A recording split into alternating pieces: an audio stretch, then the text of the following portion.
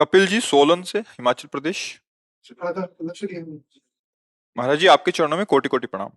महाराज श्री, जिस प्रकार सभी की कुछ ना कुछ इच्छा रहती है प्रभु से, उसी प्रकार क्या अपने अपने स्वार्थ के लिए भक्ति करना उचित है? हाँ, शुरू करो, करना चाहिए।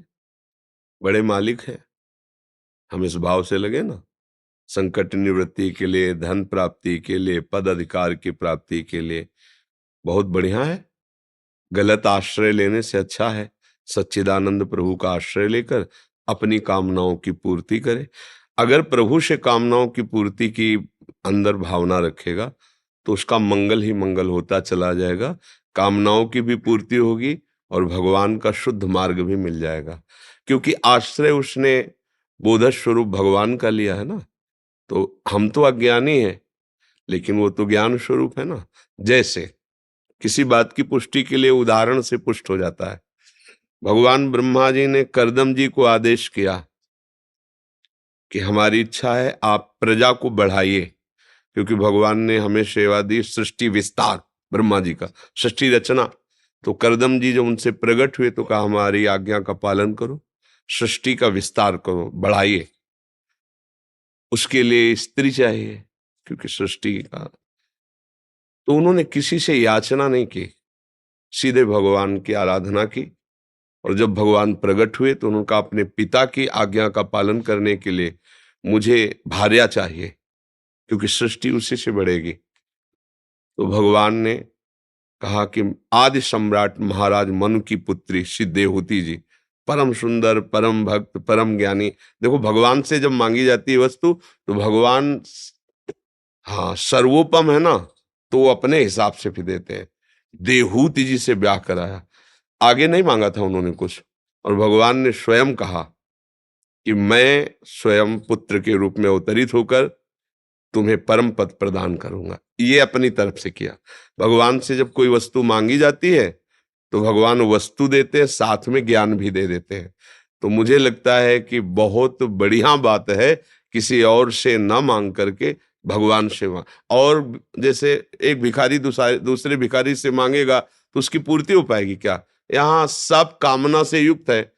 तो हम अगर किसी से मांगे भी तो ऐसा ही मांगना होगा जैसे एक भिखारी दूसरे भिखारी से मांगे। अच्छा, देवता लोग जो हैं वो दाता नहीं है, वो कर्म के मंत्री हैं। जैसे दुकान में जाओ तो दुकानें खुली, वो दान घर थोड़ी है। 100 रुपया है तो 100 रुपया की चीज ले लो, 500 तो 500 की चीज ले लो, नहीं है तो हटा दिए जाओगे दुकान। समय समय क्यों बर्बाद कर, चल बाहर। ऐसे ही देवताओं को आपके पास शुभ है, पुण्य है तो उसके अनुसार से फल मिलेगा, पुण्य नहीं है नहीं मिलेगा। कर्म ठीक बना वो हिसाब ठीक कर देंगे, कर्म ठीक नहीं नहीं बने। लेकिन भगवान का दरबार ये दुकान नहीं है, ये अपना घर है। जैसे पिताजी से ये चीज चाहिए, अगर वो तुम जो मांग रहे हो तुम्हारा अमंगल कर देगी, नहीं देंगे। चाहे आप सर के बल खड़े होकर तपस्या करो तो भी नहीं देंगे, क्योंकि वहां देवताओं वाला भाव नहीं है, वहां प्रभु है ना। तेरा मंगल होगा ऐसा नहीं हो सकता, मंगल भवन भगवान वो नहीं देंगे। और अगर दे दिया मंगल भवन तो अमंगल होने नहीं देंगे, पक्की बात। अगर वो वस्तु दे दी तो साथ में वस्तु की सुरक्षा और साथ में आपको शुद्ध ज्ञान, ये भगवान से जिसको प्राप्त हुआ निहाल कर दिया है। पर भगवान से मांग तभी पूर्ति होती जब केवल भगवान से करे। बने तो रघुबर ते बने, बिगड़े तो भरपूर, तुलसी और अंते बने, ताबर में पे धूर, फिर निहाल हो जाए। जैसे उदाहरण में झिड़क दिया सुरुचि जी ने कि तू सुनीति के गर्भ से पैदा हुआ है, इस सिंहासन पर बैठे हुए महाराज उत्तानपाद की गोद में बैठने का यद्यप अधिकारी है, पर उन्होंने अपनी रुचि के प्रतिकूल चेष्टा देखी ना। उनका नाम सुरुचि है। जा पहले नारायण का भजन करो, मर, और मर के मेरे गर्भ से प्रकट हो तब इसका अधिकारी होगा। वो अपनी माँ के पास गए, बोले माँ ऐसा भी माता ने कहा है। उनके आंसू आ गए कि बड़ी रानी तो हम ही हैं, उनको ऐसा नहीं बोलना चाहिए, पर महाराज तो हमारा बिल्कुल आदर नहीं कर रहे हैं, क्योंकि नवीन हो तो। बेटा, माता ने ठीक कहा है, तुम्हें जो कुछ चाहिए भगवान नारायण से मांगो जाकर। हम तो किसी तरह तुम्हें नहीं दे पाएंगी, क्योंकि महाराज रानी के अधीन है और बड़ी रानी ये थी। जाओ, हमारा आशीर्वाद है, तुम्हारी भगवान हरि रक्षा करेंगे। बस निर्णय किया कि मुझे वो पद प्राप्त करना जो पिता क्या पितामह को भी न प्राप्त हो, और भगवान तो प्राप्त हुआ। आज भी ऐसी अटल पदवी ध्रुव जी को प्राप्त है कि सप्त ऋषि परिक्रमा करते हैं, सब लोग नमस्कार करते हैं। ऐसी भगवान, भगवान से मांगे तो थोड़ा हट कर ले कि लेंगे तो आपसे ही लेंगे। आप जहां से भेजना पहले मुझे संकेत करना कि मैं ही आ रहा हूं, अगर दूसरे तो फिर हम नहीं लेंगे। निहाल हो जाओगे, निहाल वस्तु भी मिलेगी। और विभीषण जी जब लंका से चले थे ना, तो मन में आया था कि आज तो तू लात मार रहा है ना, और जिन भगवान का अपमान कर रहा मैं उन्हीं की शरण में जा रहा हूं, तेरा सर्वनाश कराकर इसी सिंहासन पर बैठूंगा। तो सर्वनाश बाद में हुआ, पहले सिंहासन का अधिकार भगवान ने दे दिया।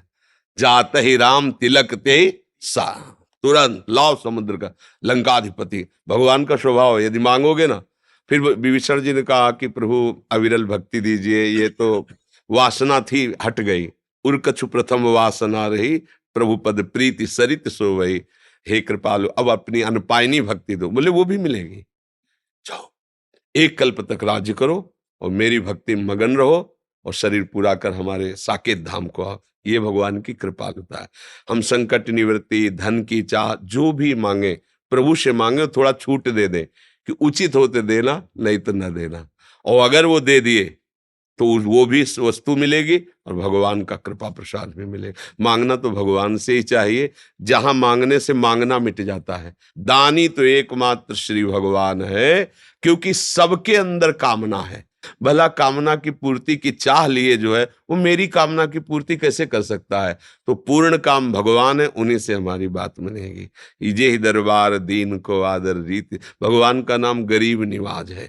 एक बार जिसने झोली फैला दी इनके सामने, तेरे दरबार की आली निराली शान ये देखी, सखावत खुद तेरी गलियों में चक्कर काटते देखा।